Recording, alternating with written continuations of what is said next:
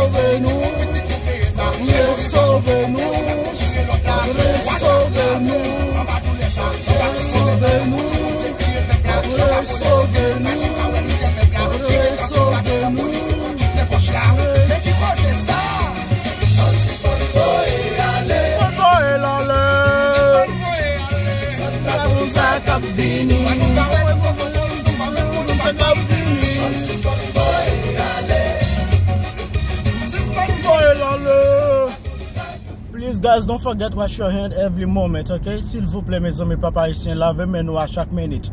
Pas moins sale, pas moins bouche, non, pas moins genou. So I love you guys, I love you everybody. So please, I love you so much. Wash your hand.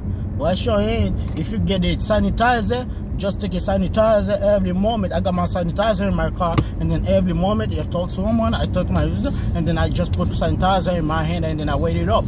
Alright, thank you, love you. Jim Master Flow, brother hypocrite.